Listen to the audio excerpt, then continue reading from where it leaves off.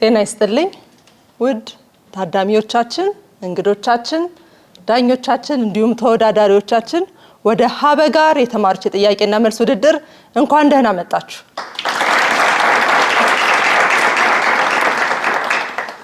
ውድ አድማጭ ተመልካቾቻችን ይህ ሀበጋር የተማሪዎች ጥያቄና መልስ ውድድር ነው።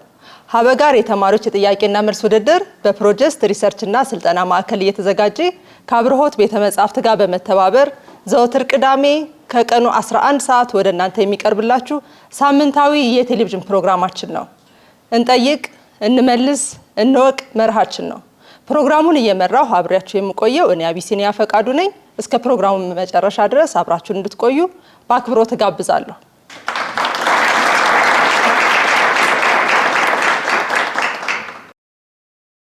ዛሬም እንደተለመደው አዳዲስ ተወዳዳሪዎችን ይዘንላችሁ ቀርበናል። ተወዳዳሪዎቻችን ራሳቸውን እንዲያስተዋውቁ እድሉን እሰጣለሁ። በቅድሚያ ቡድን 1። እሺ የሮን ተስፋዬ ይባላለሁ ከአዲስ አበባ ዩኒቨርሲቲ ሁለተኛ ዓመት የህግ ተማሪ። እሺ ዮሐንስ ከበደ ይባላለሁ በአዲስ አበባ ዩኒቨርሲቲ የጤና ሳይንስ ኮሌጅ የሶስተኛ ዓመት የሜዲሲን ተማሪ። እናመሰግናለን። ቡድን 2። ማክዳ ጌታቸው ከአዲስ አበባ ዩኒቨርሲቲ ሁለተኛ ዓመት የህግ ተማሪ። አብራራው በለጠ ከኮተቤ ትምህርት ዩኒቨርሲቲ የሶስተኛ ዓመት የኢትዮጵያ ቋንቋዎችና ስነ ጽሁፍ ተማሪ ነኝ። ሁሉም ዙሮች የራሳቸው ደንቦች አሏቸው። ወደ ዙር 1 ከማለፋችን በፊት የዙር 1ን ደንቦች ሰምተን ካፍታ ቆይታ በኋላ የምንመለስ ይሆናል። ዙር 1 በዚህ ዙር እያንዳንዱ ቡድን በ30 ሰከንድ ውስጥ የሚመልሱት 5 ጥያቄ ይቀርብላቸዋል። ትክክለኛ መልስ መስጠት 10 ነጥብና የ400 ብር ሽልማት ያስገኛል። ጥያቄው በትክክል ካልተመለሰ ለቀጣዩ ቡድን እድሉ ይሰጣል። እድሉ የተሰጠው ቡድን በ15 ሰከንድ ውስጥ ትክክለኛውን መልስ ካገኘ 5 ነጥብና 200 ብር ሽልማት ያገኛል። በቀጥታ ወደ ዙር 1 ጥያቄ እናመራለን። የመጀመሪያው ጥያቄ ለቡድን 1 ዝግጁ? ህግ ለአንድ ማህበረሰብ አስፈላጊ የሆነው ለምንድን ነው? 2 ምክንያቶችን ጥቀሱ። እሺ በማህበረሰብ መካከል ስርዓት አልበኝነት እንዳይኖር የዜጎች መብት በአግባቡ እንዲጠበቅ እና የሀገር ዘላቂነት ደግሞ እንዲቀጥል። በትክክል ተመልሷል። ሞራል ህግ ለአንድ ማህበረሰብ አስፈላጊ የሆነው የግለሰብ መብቶችን ለመጠበቅ የህዝብ ደህንነትን ለማረጋገጥ ማህበራዊ ስርዓትን ለማስፈንና ለመሳሰሉት ምክንያቶች ነው ማለት ነው። ጥያቄ ቁጥር 2 ቡድን 2 ዝግጁ? የህግ የበላይነት መሰረታዊ መርሆች ከሆኑት ውስጥ አንዱ የህጎች ፍትሃዊ ተፈጻሚነት ነው። ምን ማለት ነው? አብራሩ። ማንም ሰው እኩል መሆኑ በህግ መሰረት እንደምንዳኝ ያለ ምንም መድሎ አድላዊ የሆነ አሰራር እንዳይኖር ማንም ከፍርድ ቤት ትዕዛዝ ውጪ እንዳይታሰር የሚሆንበት። ግማሽ ነጥብ አግኝተዋል። ሞራል ቡድን 1 ይህን ጥያቄ አሟልቶ ለመመለስ የህጎች ፍትሃዊ ተፈጻሚነት ማለት ማንኛውም ሰው ያለምንም የዘር የቀለም ሆነ የሃይማኖት አድሎ በህግ ስርዓት ውስጥ እኩል ተጠቃሚ እንዲሆን እና የዲው ፕሮሰስ ኦፍ ሎው ወይም ደግሞ የህግ ሂደት ደግሞ ለሁሉም ሰው እኩል ተፈጻሚነት እንዲኖረው። ግማሽ ነጥብ አግኝተዋል ቡድን 1 ሞራል። የህግ የበላይነት መሰረታዊ መርሆች ከሆኑት ውስጥ አንዱ የህጎች ፍትሃዊ ተፈጻሚነት ነው። ይህ ማለት ምን ማለት ነው? ይህ ማለት ህጎች ያለ አድሎ ለሁሉም ሰው እኩል ተፈጻሚ ይሆናሉ፣ እንዲሁም ግልጽ ገለልተኛና ተደራሽ ሂደቶችን ይከተላሉ ማለት ነው። መልሱ ይሄ ነው። ጥያቄ ቁጥር 3 ለቡድን 1 አንድ ሀገር በህዝብ የተመረጡ መሪዎች የያዘ ስርዓት ኖሮት የፍትህ ስርዓቱ ነፃና ገለልተኛ ካልሆነ የህግ የበላይነትን ማረጋገጥ አይቻልም። ለምን? አብራሩ።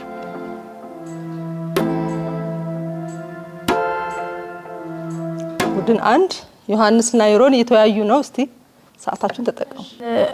በህዝብ የተመረጡ መሪዎች ቢኖሩም እንኳን ነገር ግን የፍትህ ስርዓቱ ነፃና ገለልተኛ ካልሆነ በፍትህ ስርዓት ውስጥ መድሎና አስተዳደራዊ ፖለቲካዊ ችግር ሊኖር ስለሚችል ይሄም የህግ የበላይነትን ማረጋገጥ አይችልም ነው። በትክክል ተመልሷል። ሞራል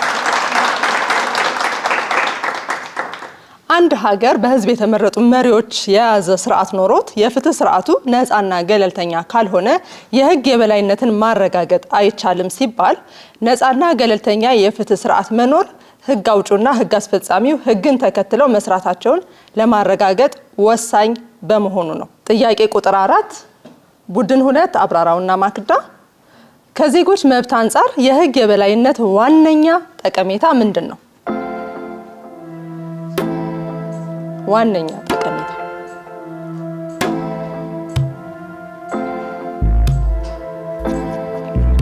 መብታቸው እንዲከበርላቸው በነፃነት እንዲንቀሳቀሱ ህግ እኩልነት እንዲሰፍን አድሎ እንዳይኖር። አልተመለሰም። ቡድን 1 15 ሰከንድ አላችሁ። ይሄን ጥያቄ መሞከር ይቻላል። ከዜጎች መብት አንጻር የህግ የበላይነት ጠቀሜታ ዜጎች ምንም አይነት የመብት ጥሰት እንዳይደርስባቸው በመንግስት ይሁን በፖለቲካዊ ተቋማት ምንም አይነት አለውና መገለል እንዳይደርስባቸውና በህግ ፊት እኩል ተጠቃሚነት እንዲያገኙ። ግማሽ ነጥብ አግኝተዋል። ሞራል ከዜጎች መብት አንጻር የህግ የበላይነት ዋነኛ ጠቀሜታ ምንድነው? የህግ የበላይነት መኖር ከዘፈቀደና ጨቋኝ ከሆነ የመንግስት ስልጣን አጠቃቀም ለዜጎች ጥበቃ ይሰጣል። ይህ ጥቅሙ ነው ማለት ነው።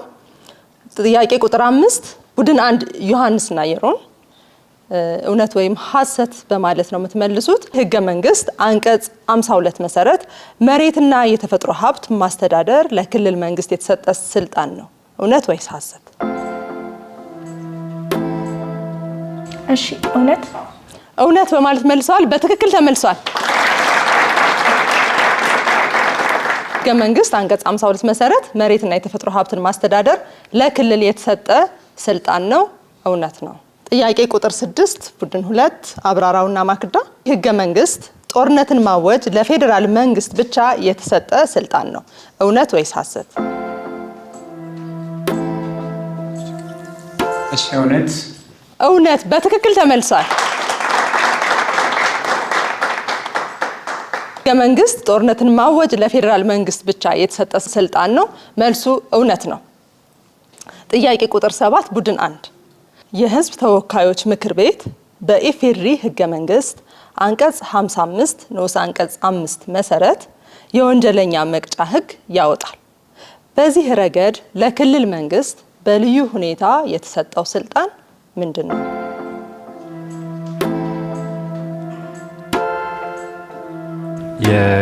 የክልሉ ምክር ቤት ክልሉን በሚመለከት የወንጀለኛ መቅጫና የተለያዩ ህጎችን እንዲያወጣ። እስቲ በደንብ አብራራው። ክልሉ ላይ በሚፈጸሙ ወንጀሎችና ጥሰቶችን በተመለከተ እነሱን ለመቅጫነት የሚያገለግሉ አዋጆችና ህጎችን እንዲያወጣ። በትክክል ተመልሷል። የህዝብ ተወካዮች ምክር ቤት በኢፌዴሪ ህገ መንግስት አንቀጽ 55 ንዑስ አንቀጽ 5 መሰረት የወንጀለኛ መቅጫ ህግ ያወጣል። በዚህ ረገድ ለክልል መንግስት በልዩ ሁኔታ የተሰጠው ስልጣን ምንድነው ነው ጥያቄው።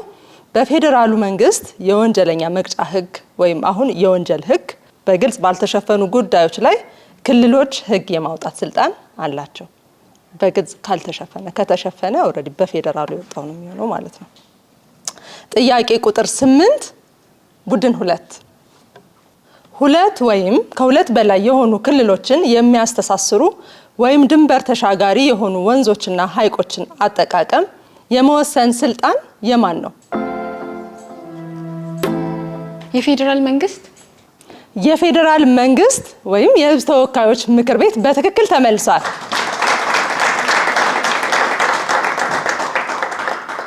ሁለት ወይም ከሁለት በላይ የሆኑ ክልሎችን የሚያስተሳስሩ ወይም ድንበር ተሻጋሪ የሆኑ ወንዞችና ሐይቆችን አጠቃቀም የመወሰን ስልጣን የፌዴራል መንግስት ነው። የህዝብ ተወካዮች በህዝብ ተወካዮች ምክር ቤት አማካኝነት ማለት ነው። ጥያቄ ቁጥር 9 ቡድን 1 ይህ በስክሪናችሁ ላይ የምትመለከቱት እንስሳ ምን ይባላል?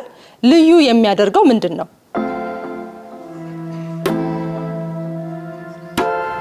ይህ ያለው እንስሳ ቀይ ቀበሮ ነው። ልዩ የሚያደርገው ደግሞ በኢትዮጵያ ብቻ የሚገኝ ስለሆነ።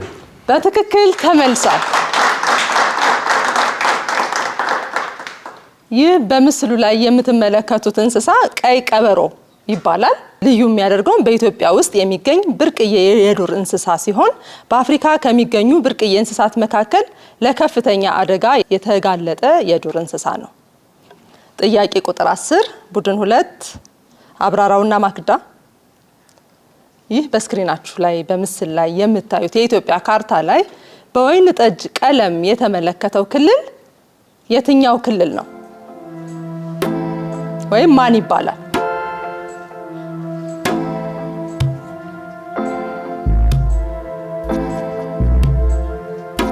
ሞክሩ፣ ሰዓታችሁ እየሄደ ነው። አማራ ክልል። የአማራ ክልል በማለት መልሰዋል።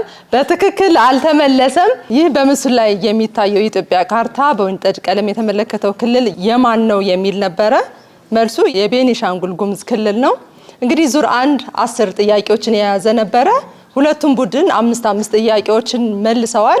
ዙር 1 ጨርሰናል። የዙር 1 ጥያቄዎችን ጨርሰናል። ካፍታ ቆይታ በኋላ ውጤት ይዘን እንመለሳለን።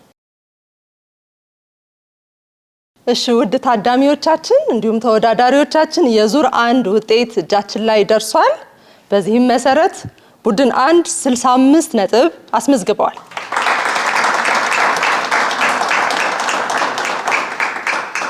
ቡድን 2 25 ነጥብ አስቆጥረዋል። የመጀመሪያ ዙር ውጤት ነው። ገና 4 ዙሮች አሉት። ስለዚህ ፉክክራችሁን አጠናክራችሁ እንድትቀጥሉ ጠብቃለሁኝ።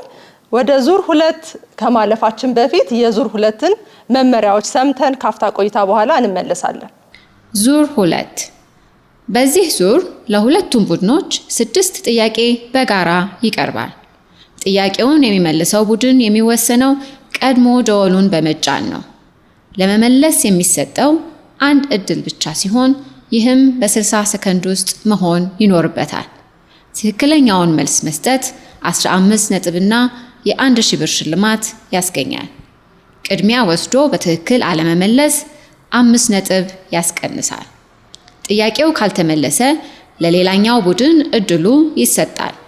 ትክክለኛውን መልስ ከሰጡ 15 ነጥብና 1000 ብር ሽልማት ያገኛሉ። ማንኛውም ጥያቄ ተነቦ ሳያልቅ ደወሉን መጫን ቡድኑን ጥያቄው እንዲዘለው ያደርጋል። የዙር 2 የውድድር መመሪያዎችን ወይም ደንቦቻችን ሰምተን ተመልሰናል። በቀጥታ ወደ ሁለተኛው ዙር ጥያቄዎች አልፋለሁ።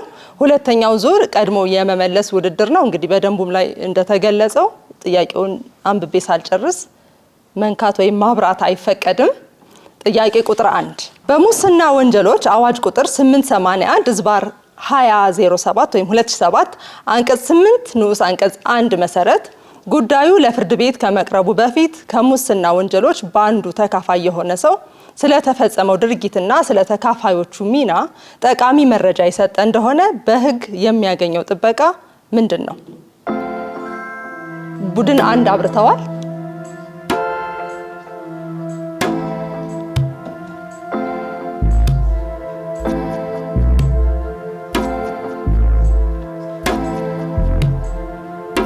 እሺ ሰዓታችሁን ተጠቀሙ በደንብ።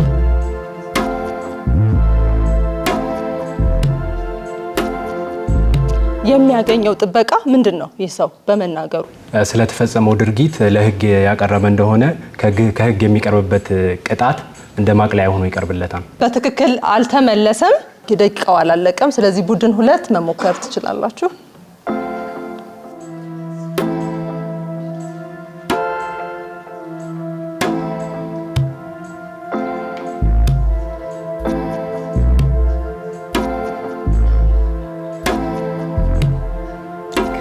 ጥበቃ ይደረግለታል ነው ወይም ደግሞ ምናልባት ወንጀሉ ሊቀለት ይችላል? በትክክል አልተመለሰም። ጥበቃ ይደረግለታል ነው ያለው። በሰዓቱ ገደብ ውስጥ ጥበቃ ይደረግለታል፣ ግን ጥያቄው የሚደረግለት ጥበቃ ምንድነው የሚል ስለሆነ በትክክል አልተመለሰም። በሙስና ወንጀሎች አዋጅ ቁጥር 881 ዝባር 2007 አንቀጽ 8 ንዑስ አንቀጽ 1 መሰረት ጉዳዩ ለፍርድ ቤት ከመቅረቡ በፊት ከሙስና ወንጀሎች በአንዱ ተካፋይ የሆነ ሰው ስለተፈጸመው ድርጊትና ስለተካፋዮቹ ሚና ጠቃሚ መረጃ የሰጠ እንደሆነ በሕግ የሚያገኘው ጥበቃ በሙስና ወንጀል ያለ መከሰስ ነው ማለት ነው። ጥያቄ ቁጥር 2 በሙስና ወንጀሎች አዋጅ አንቀጽ 9 መሰረት በስልጣን አላግባብ መገልገል ከሚያካትታቸው ድርጊቶች ውስጥ ሁለቱን ጥቀሱ። ቡድን አንድ አብርተዋል። እሺ ሰዓታችሁን ተጠቀሙ። እሺ ስልጣንን ያላግባብ በመጠቀም የግልንና የሚፈልጓቸውን ጥቅም ሊያገኙባቸው የሚችሏቸውን ሰዎች ጥቅም ማስቀደም፣ የተለያዩ ሰዎችን አቢዩዝ ማድረግ እና ከህግ ውጪ ያላግባብ በመጠቀም በተለይም ሀገርን፣ ህዝብን የሚጎዳ ነገር ሊያደርጉ ይችላሉ። ግማሽ ነጥብ አግኝተዋል። ቡድን 2 ሰዓቱ እስኪያልቅ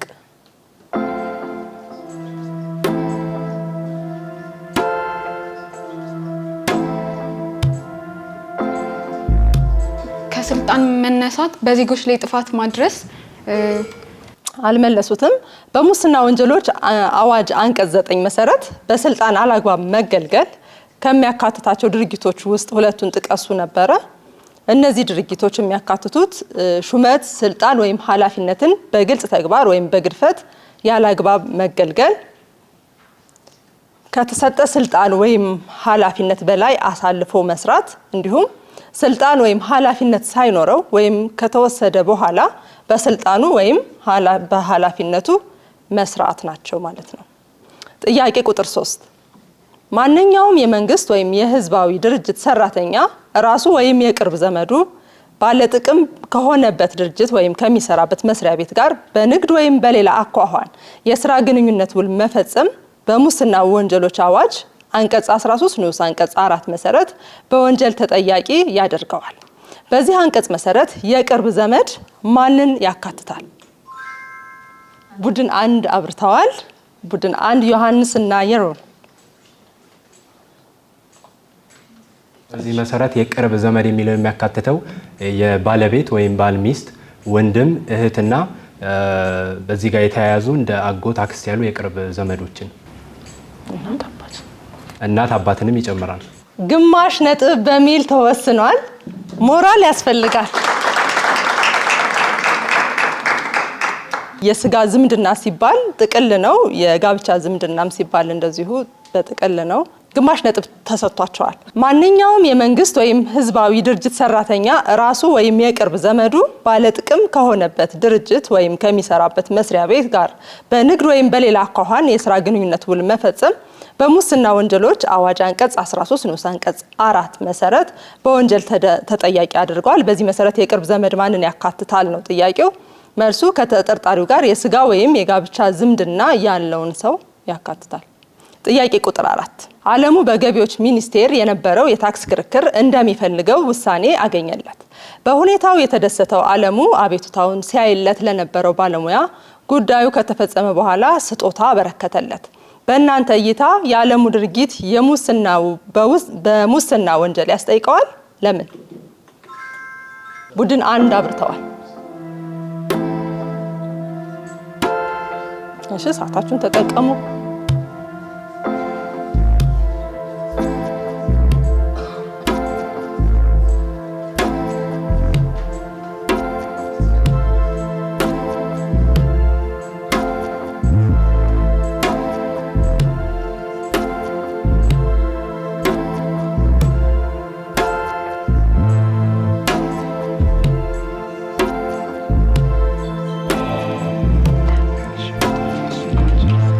እሺ በዚህ ጉዳይ ላይ አለሙ በገቢዎች ሚኒስቴር የነበረውን የታክስ ክርክር እንደሚፈልገው ውሳኔ ተገኝቶለታል እና በዚህም ጊዜ ደግሞ ክርክሩን እንዲያሸንፍ የህግ ባለሙያው የሰጠው ኤክስተርናል የሆነ ፌቨር የለም ወይም ልዩ ጥቅም አልተገለጸም። የሰጠው ጥቅም ወይም ደግሞ ስጦታ ቢኖር ጉዳዩን ካሸነፈ በኋላ ነው። ስለዚህ በሙስና ወንጀል አያስጠይቀውም እና የሚያስጠይቀው አይመስለንም። አያስጠይቀውም። በትክክል አልተመለሰም። አለሙ በገቢዎች ሚኒስቴር የነበረው የታክስ ክርክር እንደሚፈልገው ውሳኔ ያገኝለት። በሁኔታው የተደሰተው አለሙ አቤቱታውን ሲያይለት ለነበረው ባለሙያ ጉዳዩ ከተፈጸመ በኋላ ስጦታ አበረከተለት። በእናንተ እይታ የአለሙ ድርጊት በሙስና ወንጀል ያስጠይቀዋል ወይስ አያስጠይቀውም? ለምን የሚል ነበረ። ድርጊቱ በሙስና ወንጀል ያስጠይቃል።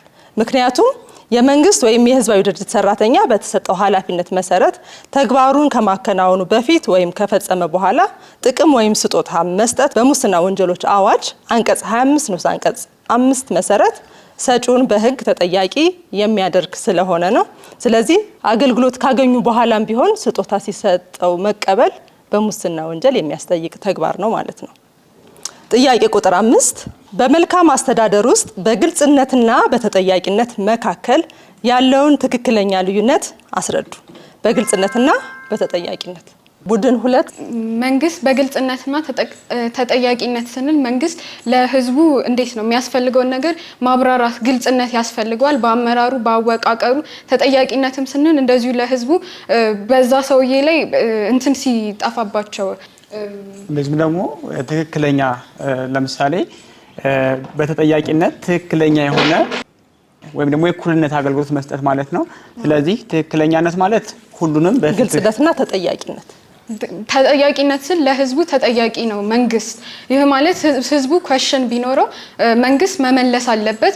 ስፔሻሊ ሪኮል ማድረግ ከፈለጉ ያ ፕሬዚዳንት ላይ ወይም ፕራይም ሚኒስቴር ላይ ተጠያቂ ሆኖ ካላገኙት ወይም ለህዝብ የቆመ ሆኖ ካላገኙት ተጠያቂ ማድረግ ይችላሉ።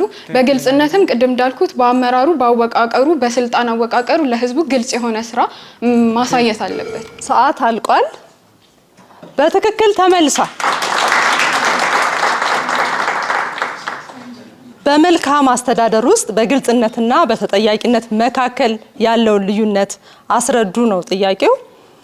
ግልጽነት የመንግስት ተግባራት የውሳኔ አሰጣጥ ሂደቶች ለህዝብ ክፍት መሆናቸውንና የመረጃዎችንም ተደራሽነት የሚያመለክት ነው። ተጠያቂነት ደግሞ በአንጻሩ መንግስት ላከናወናቸው ተግባራትና ውሳኔዎቹ ላስከተላቸው ውጤቶች ኃላፊነት ያለበት መሆኑን የሚያሳይ ነው። ጥያቄ ቁጥር 6 መልካም አስተዳደርን የማስጠበቅ ኃላፊነት ካለባቸው መንግስታዊ ያልሆኑ ተቋማት መካከል 3ቱን ጥቀሱ። ቡድን 1 አብርተዋል። ቡድን 1 ዮሐንስና የሮን።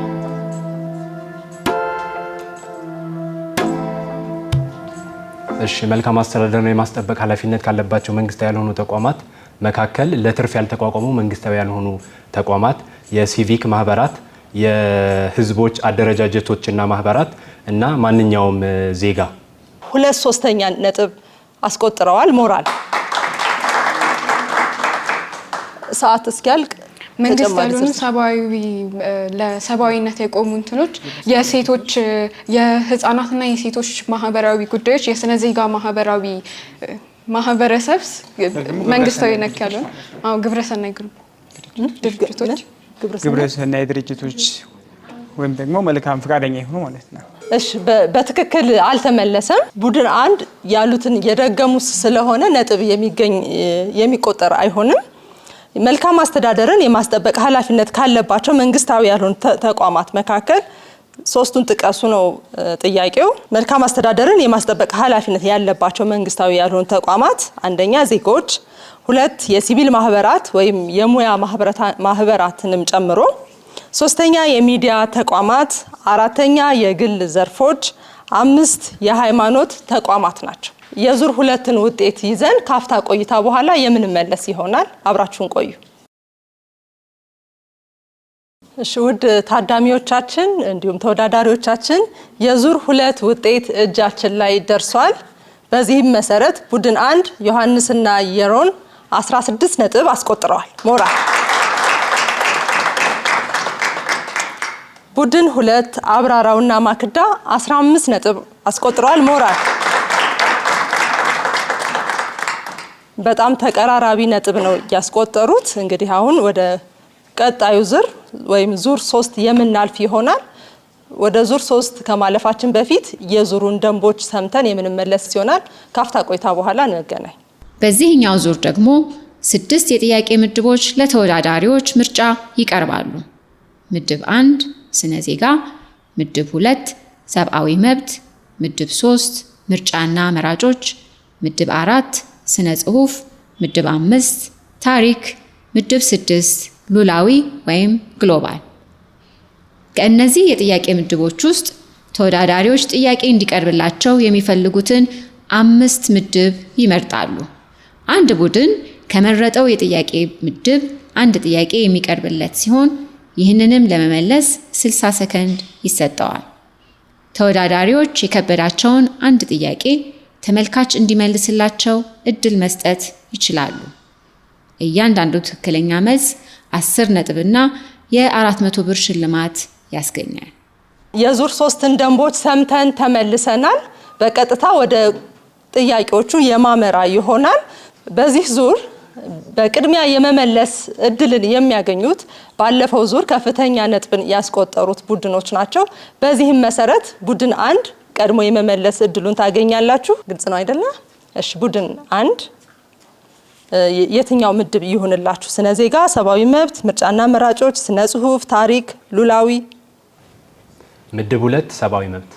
ምድብ 2 ሰብአዊ መብት። ሰብአዊ መብት ጥያቄ ቁጥር 1 በህገ መንግስቱ አንቀጽ 29 ንዑስ አንቀጽ 2 ስር በነፃ መረጃና አስተያየትን ለመሰብሰብ ለመቀበልና ለማስተላለፍ ለዜጎች የተረጋገጠውን ዲሞክራሲያዊ መብት የሚያስፈጽመው ህግ የትኛው ህግ ነው? ሀ የኮምፒውተር ወንጀል አዋጅ፣ ለ የመገናኛ ብዙሃንና የመረጃ ነፃነት አዋጅ፣ ሐመርሃ የግል ዳታ ጥበቃ አዋጅ፣ መ ሁሉም መልስ ናቸው። ለ የመገናኛ ብዙሃንና የመረጃ ነፃነት አዋጅ በትክክል አልተመለሰም። መልሱ መ ሁሉም መልስ ናቸው ነው። እሺ ምረጡ። ምድብ 1 ስነ ዜጋ። ምድብ 1 ስነ ዜጋ። ከሚከተሉት ውስጥ የህግ የበላይነት ውጤት የሆነው የቱ ነው? ሀ ክትትልና ምጥጥን፣ ለ የተቋማት ግልጽነት፣ ሐመርሃ የስልጣን ክፍፍል፣ መ ለና ሐመርሃ መልስ ናቸው።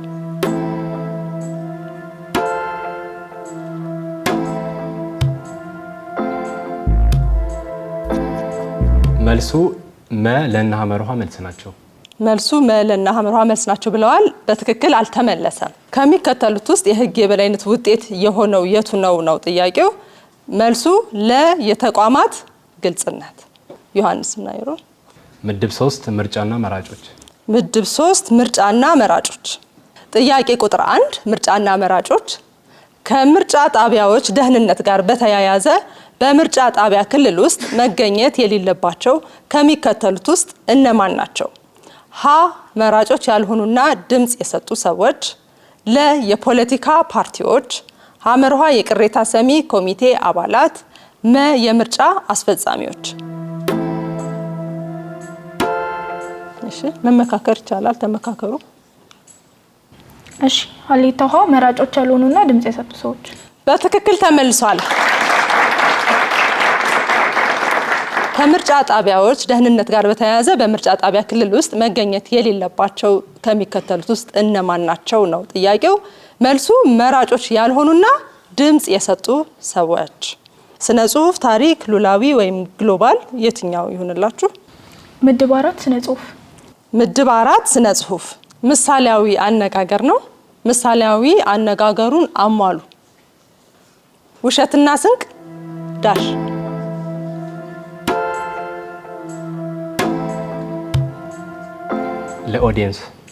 ለኦዲየንስ ሰተናል ብለዋል። እናንተ ናችሁ የምትመርጡት። ማን ይመልስላችሁ? ነጥቡ ግን ለነሱ ነው። እሺ ስሜ የማነ ፀሐይ እባላለሁ። የአዲስ አበባ ዩኒቨርሲቲ የ3ኛ ዓመት የሜዲሲን ተማሪ ነኝ። መልሱ ውሸትና ስንቅ እያደረ ይቀላል። በትክክል ተመልሷል። ውሸትና ስንቅ እያደር ይቀላል። ታሪክና ግሎባል ወይም ሉላዊ የትኛው ይሁንላችሁ? ምድብ 6 ሉላዊ። ምድብ 6 ሉላዊ። በምድር ከባቢ አየር ውስጥ እጅግ የተትረፈረፈው ጋዝ ምንድን ነው? በሽበሽ የሆነው ጋዝ።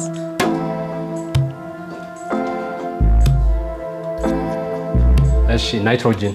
ናይትሮጅን በትክክል ተመልሷል።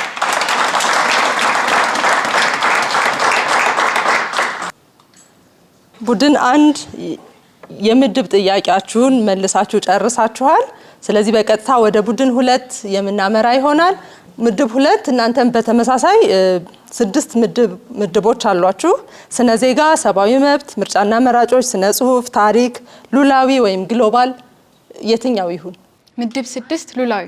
ምድብ 6 ሉላዊ ብለው መርጠዋል። ጥያቄ ቁጥር 2 ሉላዊ ወይም ግሎባል ሁለንተናዊ ለጋሽ በመባል የሚታወቀው የደም አይነት የትኛው ነው? ኦ በትክክል ተመልሷል። ቀሪ 5 ምድቦች አሏችሁ። ለተመልካች አንድ እድል መስጠት ትችላላችሁ። የትኛው ምድብ ይሁንላችሁ? ምድብ 4 ስነ ጽሁፍ። ምድብ 4 ስነ ጽሁፍ። ምድብ 4 ስነ ጽሁፍ ጥያቄ ቁጥር 2 ከሚከተለው ቅኔ ውስጥ ህብረ ቃሉን ሰሙንና ወርቁን ለይታችሁ አውጡ። የሰው ልጆች ጠባይ ለሁሉ አስቸገረ፣ ንጭንጭ ማለታቸው ምንጊዜም አልቀረ።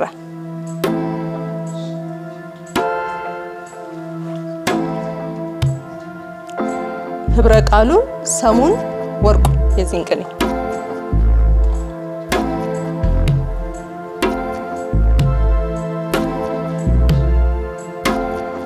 እሺ ህብረ ቃሉ ንጭንጭ ማለታቸው የሚለው ይሆናል። ሰሙ ንጭንጭ ማለት መንጨት ከመንጨት ጋር የተያያዘ ማለት ነው። ንጭንጭ ማለታቸው ማዘዝ ማለት ንጭንጭ ያሉ ያዛሉ ማለት ነው። ንጭንጭ ማለታቸው ይሆናል ህብረ ቃሉ። ንጭንጭ ማለት መነጫነጭ ከጸባይ ጋር የተያያዘው ማለት ነው እኮ። ሰሙ የቱ ነው ወርቁ የቱ ነው? በትክክል በደንብ እንዲገባ ነገር ህብረ ቃሉ ንጭንጭ ይሆናል። ሰሙ ደግሞ መንጨት። ግማሽ ነጥብ አግኝተዋል። ሞራል። ህብረ ቃሉ ንጭንጭ የሚለው ቃል ነው ተመልሷል እንደመለሱት። ሰሙ ግን ንጭንጭ መነጫነጭን የሚገልጸው ነው። ንጭንጭ ማለታቸው ወይም መነጫነጫቸው። ወርቁ ንጭ መንጨት ቦጭቅ የሚለው ማለት ነው፣ ወይም ንጭት አድርግ። ይሄ ወርቁ ነው። ቡድን 2 አብራራውና ማክዳ ሌላ ምድብ የትኛው ይሆንላችሁ? ምድብ 1 ስነ ዜጋ። ምድብ 1 ስነ ዜጋ። ስነ ዜጋ ጥያቄ ቁጥር 2 ከሚከተሉት ውስጥ የትኛው ሁኔታ የህግ የበላይነትን መርህ ይጥሳል? ሀ ከተፈቀደው ፍጥነት በላይ መኪናውን ያሽከረክር የነበረውን የመንግስት ባለስልጣን በትራፊክ ደንብ መሰረት መቅጣት። ለ በረቂቅ ደረጃ የሚገኘውን የግብር አዋጅ ፍትሃዊነት በመቃወም ዜጎች ለመንግስት ያቀረቡትን ቅሬታ ማስተናገድ። ሐመርሃ የመንግስት ባለስልጣን ሆኖ የግብር ከፋዩን ገንዘብ ለግል ጥቅም ያዋለን ግለሰብ ያለ ተጠያቂነት በስራ ገበታው ላይ እንዲቀጥል መፍቀድ። መ በህግ አውጪው አካል የጸደቀውን ህግ ለርዕሰ ብሔሩ አቅርቦ ማስፈረም። ሐመርሃ የመንግስት ባለስልጣን ሆኖ የግብር ከፋዩን ገንዘብ ለግል ጥቅም ያዋላ ግለሰብ ያለ ተጠያቂነት በስራ ገበታው ላይ እንዲቀጥል መፍቀድ። በትክክል ተመልሷል።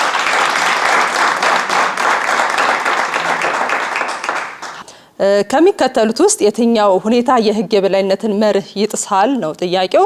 መልሱ በትክክል እንደተመለሰው ሐመርሃ የመንግስት ባለስልጣን ሆኖ የግብር ከፋዩን ገንዘብ ለግል ጥቅም ያዋለን ግለሰብ ያለ ተጠያቂነት በስራ ገበታው ላይ እንዲቀጥል መፍቀድ ነው ማለት ነው።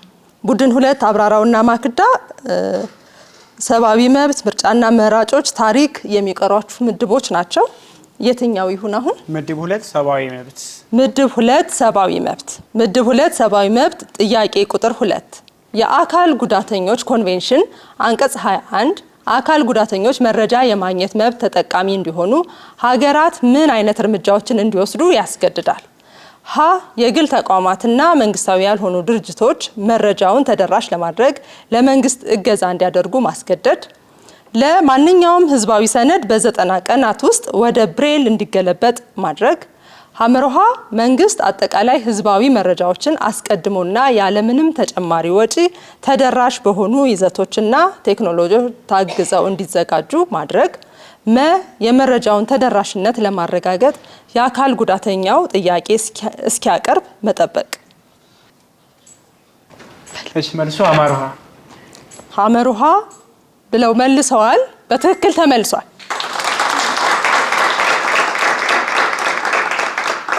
ጥያቄው የአካል ጉዳተኞች ኮንቬንሽን አንቀጽ 21 አካል ጉዳተኞች መረጃ የማግኘት መብት ተጠቃሚ እንዲሆኑ ሀገራት ምን አይነት እርምጃዎችን እንዲወስዱ ያስገድዳል የሚል ነው።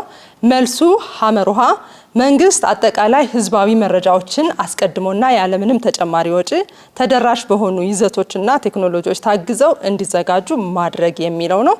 በትክክል ተመልሷል። 2 ምድቦች ይቀሯችኋል። ምርጫና መራጮች እንዲሁም ታሪክ።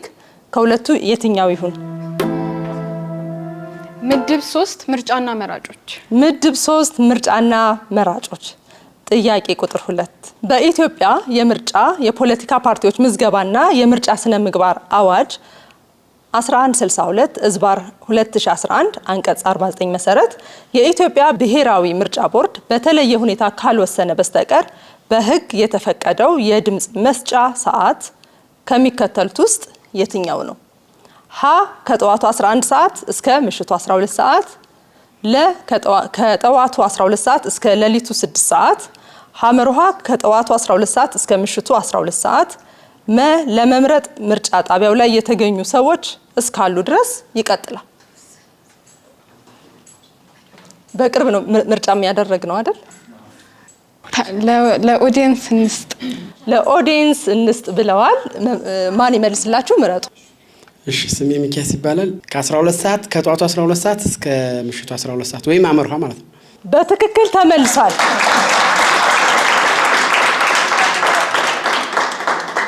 ሐመርሃ ከጠዋቱ 12 ሰዓት እስከ ምሽቱ 12 ሰዓት። እንግዲህ ቡድን 2ም የዚህ ዙር የምድብ ጥያቄዎቻችሁን ሞክራችሁ ጨርሳችኋል። ካፍታ ቆይታ በኋላ የዙር 3ን ውጤት ይዘን የምንመለስ ይሆናል። አብራችሁን ቆዩ። እሺ ውድ ታዳሚዎቻችን እንዲሁም ተወዳዳሪዎቻችን የዙር 3 ውጤት እስከሚደርሰን ድረስ አሁን ደግሞ ታዳሚዎች የምትጠየቁበት ጊዜ ነው። ተራው የእናንተ ነው። ጥያቄ ጠይቃችኋለሁ። ባንክሮ ሰምታችሁ መልሱን ትሰጡኛላችሁ። የ200 ብር ሽልማት አለው። ስለዚህ ጥያቄውን ነግራችኋለሁ። አንድ የተወለደ ህፃን አጥንት ብዛት በቁጥር ስንት ነው? ከኋላ ልስጥ። እዛ መንግስቱ ግዛቸው ይባላል። ከአዲስ አበባ ዩኒቨርሲቲ ማኔጅመንት 306 በትክክል ተመልሷል። አንድ የተወለደ ህፃን አጥንት ብዛት 306 ነው። የአዋቂን በ94 ይበልጣል። የአንድ አዋቂ አጥንት ብዛት 206 ነው ማለት ነው። ጥያቄ ቁጥር 2 በአትላንቲክ ውቅያኖስ ላይ ብቻዋን የበረረች የመጀመሪያዋ ሴት አውሮፕላን አብራሪ ማን ትባላለች?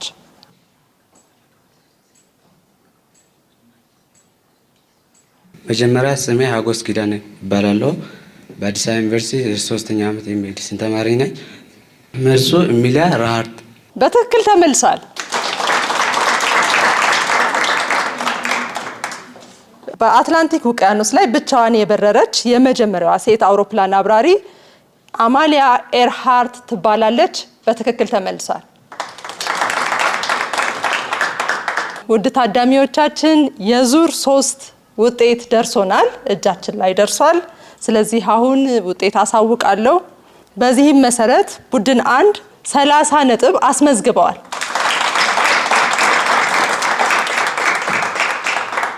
ቡድን 2 አብራራውና ማክዳ 45 ነጥብ አስመዝግበዋል። አሁን በቀጥታ ወደ ዙር 4 ወይም ወደ አራተኛው ዙር የምንሸጋገር ይሆናል።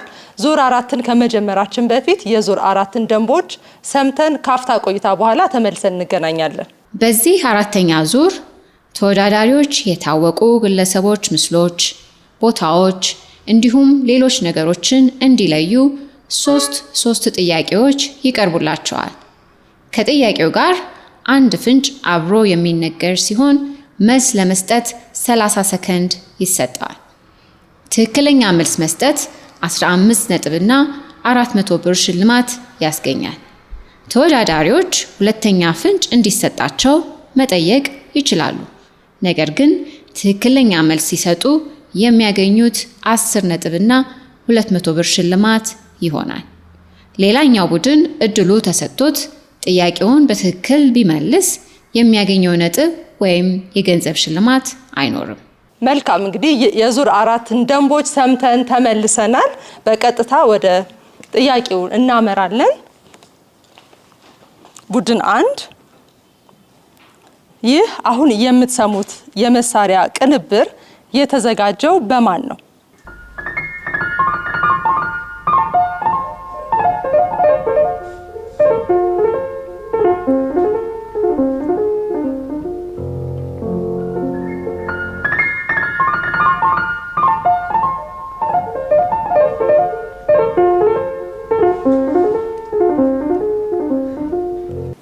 እማሆይ ጽጌ ማርያም ገብሩ።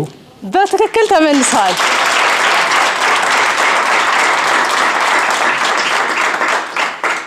ይህ ቅንብር የእማሆይ ጽጌ ማርያም ገብሩ ቅንብር ነው።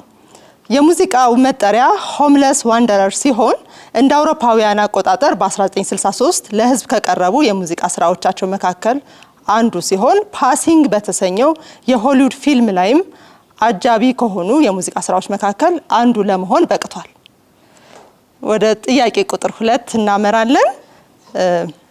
እኚህ ሰው በስክሪናችሁ ላይ የምትመለከቷቸው ሰው ማን ናቸው?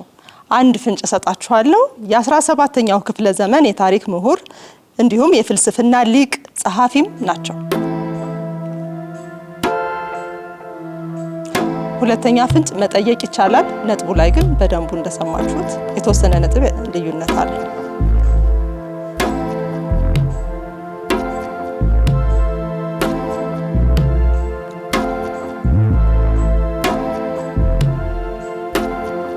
አፄ ዘርዓ ያዕቆብ። በትክክል አልተመለሰም። ነጥብ ባያሰጥም ቡድን 2 መሞከር ትችላላችሁ። እኚህ በምስሉ ላይ የምታዩቸው ሰው ማን ናቸው? ፍንጭ አንድ ኦልሬዲ ተነግሯል። ፈላስፋው ዘርዓ ያዕቆብ ብለዋል። አፄ ነው ያሉት እነሱ። ፈላስፋው ዘርዓ ያዕቆብ። እሺ ምናልባት አይ ፈላስፋ ስለሆነ አልተመለሰም። በትክክል አልተመለሰም። እኚህ ሰው አባ ጎርጎሪዮስ ናቸው። በ17ኛው ክፍለ ዘመን የታሪክ ምሁር እና የፍልስፍና ሊቅ ጸሐፊም ናቸው። በአውሮፓ ከሂዩብ ሉዶልፍ ጋር የኢትዮጵያ ጥናቶች መስራች ወይም ፋውንደር ኦፍ ኢትዮጵያን ስተዲስ ናቸው። እንደ አውሮፓውያን አቆጣጠር በ1691 በጀርመን ሀገር መጽሐፍ ለማሳተም የመጀመሪያው አፍሪካዊም ናቸው። ሶስተኛና የመጨረሻ ጥያቄ፣ በምስሉ ላይ የምትመለከቱት ባንዲራ የየት ሀገር ባንዲራ ነው? አንደኛ ፍንጭ ሰጣችኋለሁ። ይህ ሀገር በሂማሊያ ተራሮች አካባቢ ይገኛል። ኤቨረስት ተራራ በዚህ ሀገር አቅራቢያ ይገኛል። የየት ሀገር ባንዲራ ነው?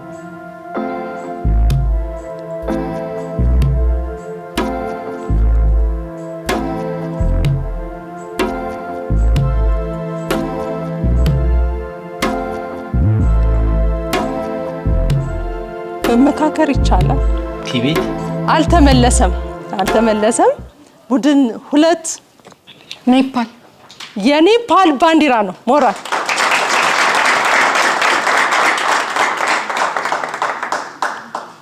ኔፓል በሂማሊያ ተራሮች አቅራቢያ ወይም አካባቢ ትገኛለች።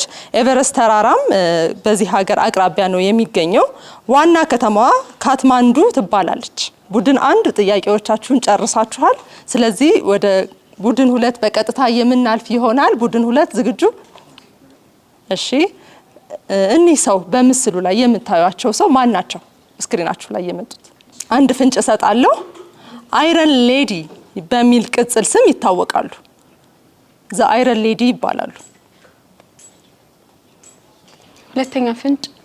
ሁለተኛ ፍንጭ እንደ አውሮፓውያን አቆጣጠር ከ1979 እስከ 1990 የእንግሊዝ የመጀመሪያዋ ሴት ጠቅላይ ሚኒስትር ሆነው አገልግለዋል።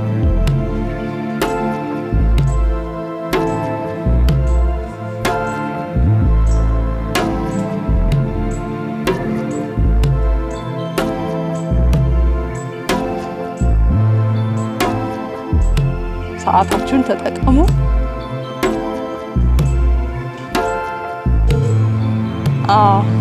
ሰዓት አልቋል። ስለዚህ ቡድን 1 መመለስ ትችላላችሁ። ያው ሞራል ያሰጣል። ማርጋሬት ታቸር በትክክል ተመልሷል። ፍንጩ አይረን ሌዲ በሚል ይጠራሉ ወይም የቅጽል ስም አላቸው። እንዲሁም ከ1979 እስከ 1990 የእንግሊዝ የመጀመሪያዋ ሴት ጠቅላይ ሚኒስትር ሆነው አገልግለዋል። እኒህ ሰው ማርጋሬት ታቸር ናቸው። በትክክል ተመልሷል በቡድን 1።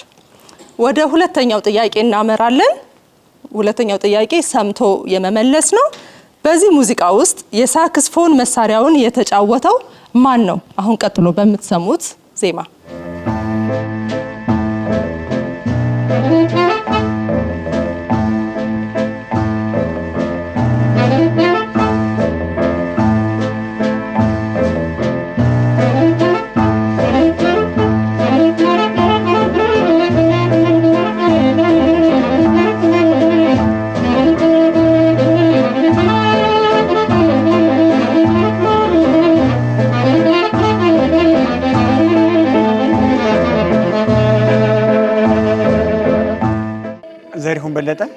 ሞክሩ እንደገና።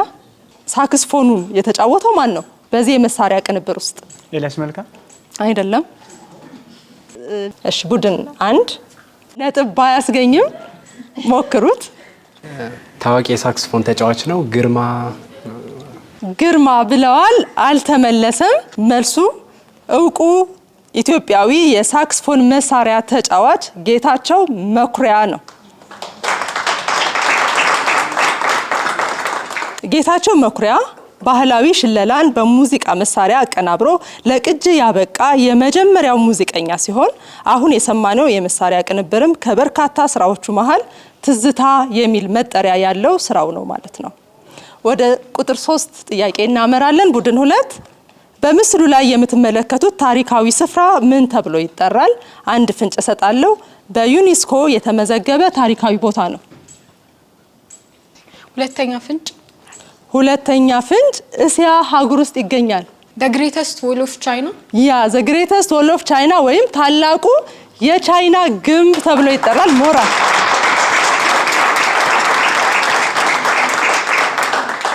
እንግዲህ ውድ ተመልካቾቻችን እንዲሁም ታዳሚዎቻችን የዙር 4 የምስልን የማሳየት ወይም ድምጽ ለይቶ የማሳየት ውድድር ይሄን ይመስል ነበር። በቀጣይ ወደ ዙር 5 ከማለፋችን በፊት የዙር 4 ነጥብ ወይም ውጤት ይዘን የምንገናኝ ይሆናል።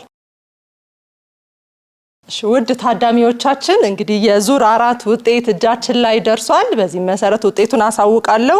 ቡድን 1 የሮንና ዮሐንስ 15 ነጥብ አስቆጥረዋል። ሞራል ቡድን 2 ማክዳና አብራራው 10 ነጥብ አስቆጥረዋል። ሞራል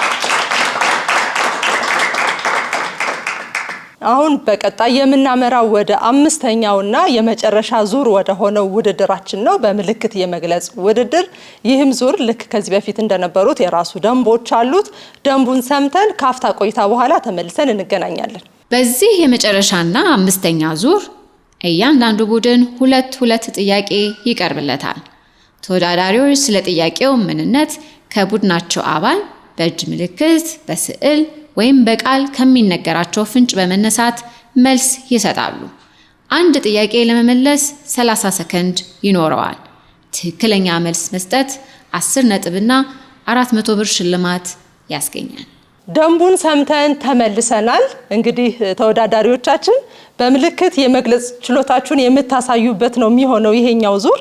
ውጤትም የሚቀይር ሊሆን ይችላል። ስለዚህ በደንብ አይታችሁ በደንብ አስተውላችሁ እንዲሁም ፍንጭ ከስርም ካለ አንብባችሁ አብራችሁ ለሚወዳደረው ሰው በትክክል እንድትገልጹ ይጠበቃል። ቦታችሁን ትይዙልናላችሁ። ከቡድን 1 እንጀምራለን። ምስል 1 የመጀመሪያው ምስል ኮምፒውተር። ያፍ እንቅስቃሴ ክልክል ነው። ያፍ እንቅስቃሴ ክልክል ነው። ወፍ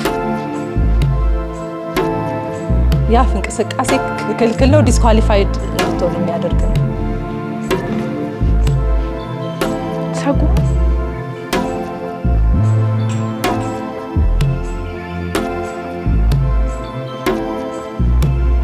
ድመት ውሻ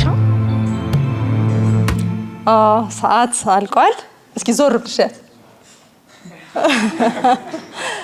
አይጥ ነበረች። ምስል 2 ኮምፒውተር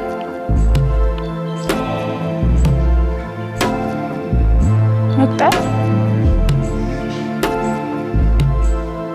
መቀባት ቤት መቀባት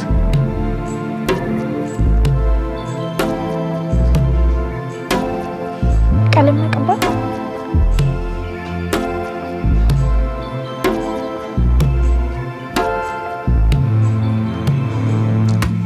ሰዓት አልቋል። ቀለም ነው። ድርጊቱን ስላልሽ ነው ዝም ያለው። ቀለም መቀባት ሳይሆን ራሱ ቀለም። ቡድን 1 ይሄን ውድድር ጨርሳችኋል። እናመሰግናለን። ቦታችሁን መያዝ ትችላላችሁ። ቡድን 2 በተመሳሳይ ቦታችሁን እንድትይዙ ጠይቃለሁ። ምስል 1 ለቡድን 2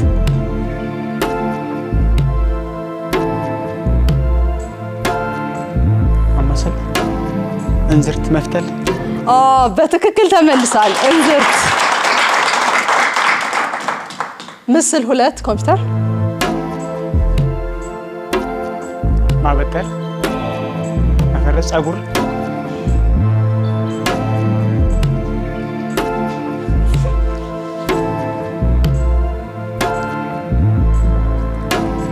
እንስሳ፣ አህያ፣ ላም፣ ሰስ፣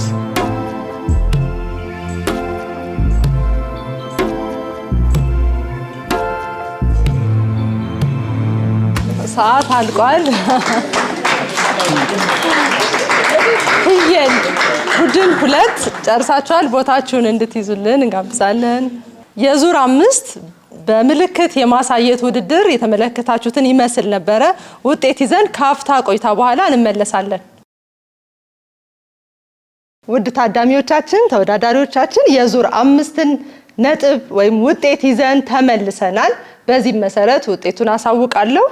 ቡድን 1 የሮንና ዮሐንስ ምንም ነጥብ አላስመዘገቡም። በዚህ ዙር ግን በደንብ በምልክት ለመግለጽ እየሞከሩ ነበረ። ስለዚህ ሞራል አያስፈልጋቸው። ቡድን 2 ማክዳና አብራራው 10 ነጥብ አስመዝግበዋል። በአጠቃላይ 5ቱንም ዙሮች አከናውነን እንሆ ጨርሰናል። ስለዚህ ድምር ውጤቱንም አሁን የማሳውቅ ይሆናል። በድምሩ ቡድን 1 ዮሐንስና የሮን 136 ነጥብና የ5200 ብር ሽልማት አግኝተዋል። ቡድን 2 አብራራውና ማክዳ 105 ነጥብና 4400 ብር ሽልማት አግኝተዋል። በመሆኑም የዕለቱ አሸናፊዎች የሆኑት ቡድን 1 የሮንና ዮሐንስ ናቸው። ሞራል። ሁለቱም ቡድኖች ሽልማታቸውን አሁን የሚወስዱ ይሆናል። ከቡድን 2 እንጀምራለን። ቡድን 2 በጣም ጥሩ ነበር። ከትምር በጣም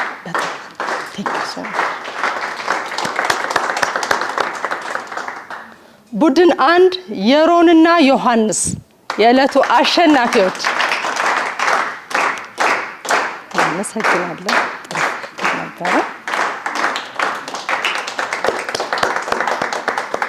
ውድ አድማጭ ተመልካቾቻችን ይህ የዛሬው የሀበጋር የተማሪዎች ጥያቄና መልስ ውድድር ያያችሁትን ይመስል ነበረ። ሀበጋር የተማሪዎች ጥያቄና መልስ ውድድር በፕሮጀክት ሪሰርችና የስልጠና ማዕከል እየተዘጋጀ ከአብርሆት ቤተ መጻሕፍት ጋር በመተባበር ዘወትር ቅዳሜ ከሰዓት 11 ሰዓት ላይ በኢቢሲ የመዝናኛ ቻናል ለእናንተ የሚቀርብላችሁ ሳምንታዊ የቴሌቪዥን ፕሮግራም ነው። ዛሬም ውድድሩ ይሄን ይመስል ነበር። ታዳሚዎቻችንን፣ ዳኞቻችንን እንዲሁም ተወዳዳሪዎቻችንን ለማመስገን እወዳለሁ። እንዲሁም እናንተን ውድ ተመልካቾቻችንን። ፕሮግራሙን እየመራው አብሬያችሁ የቆየሁት እኔ አቢሲኒያ ፈቃዱ ነኝ። እስከ ሳምንት ቸርን ሰንብት።